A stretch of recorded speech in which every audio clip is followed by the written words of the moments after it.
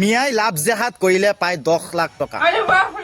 এইটো মই কোৱা নাই, এইটো এটা অন্ধভক্তই কৈ আছে। এই ভিডিঅ'টো চাওক, পিছত মই কেইটামান ৰিপ্লাই দি আছোঁ আৰু ভিডিঅ'টো দবাই শ্বেয়াৰ কৰি দিব, একদম ধামাকা উত্তৰ দিম। মিয়াসকলে লাভ জেহাদ কৰিলে কিমান টকা পায়, এজনী হিন্দু ছোৱালীক প্ৰেমৰ জালত ফচাব পাৰিলে কিমান টকা পায়, শুনক এজন মিয়াৰ মুখেৰে। লাভ জেহাদ কৰিলে পইচা পাওঁ, ভাল পোৱাৰ পৰা একজনী থাকোঁ 10 লাখ টকা পাওঁ। 10 লাখ পাওঁ। ইহঁতে পইচাৰ কাৰণে আমাৰ হিন্দু যুৱতীসকলৰ জীৱনৰ লগত খেলা কৰে আৰু আমাৰ হিন্দু ছেকুলাৰসকলে এইবিলাক দেখিও নেদেখা ভাও ধৰে।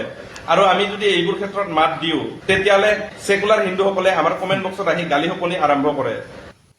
ভাই, মই কিন্তু গালিত PhD কৰি থৈছোঁ, আজি নিদিওঁ।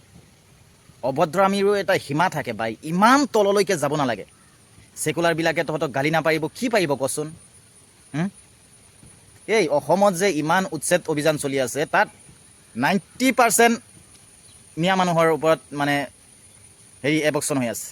চা, আজিলৈকে কোনো ডাঙৰ নেতা বা কোনো বিজনেছমেন মই দেখা নাইগৈ এটা পৰিয়ালক গৈ 1000কৈ টকা দিওঁতে।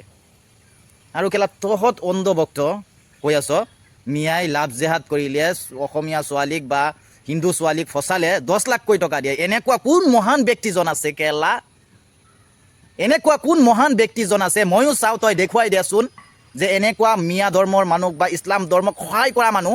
কেলা কোনোবা যদি জামাতত যাব হয়, তেনেহ'লে মুছলমানৰ সন্মুখত হাত পাতিলে 10 টকা 15 টকাৰ ওপৰত নোলায়। কেলা 10 লাখ টকা কেলা কাৰোৱে কোনোবা এটাক ধৰি আনি ভিডিঅ' এটা বনাই এনেকুৱা ছ'চিয়েল মিডিয়াত এৰি কি চাবিত কৰিব বিচাৰি আছো তহঁতে? কেলা তহঁত কেলা দুটা ধৰ্মৰ মানুহৰ মাজত এনেকুৱা বিষ এটা মিক্স কৰি দি আছ। কেলা তহঁত কেলা মানুহৰ নামত কেলা এটা কলংক হৈ আছ। তহঁতৰ কি লাজ চৰম বুলি একো নাই নেকি?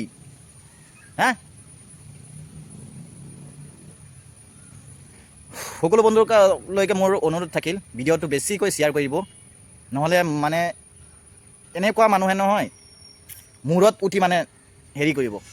ভিডিঅ'টো দবাই শ্বেয়াৰ কৰি দিয়ক আৰু মোৰ কমেণ্ট বক্সত আহি এতিয়া চাব কুকুৰৰ ফালাফালি, অকণমান চাই যাব।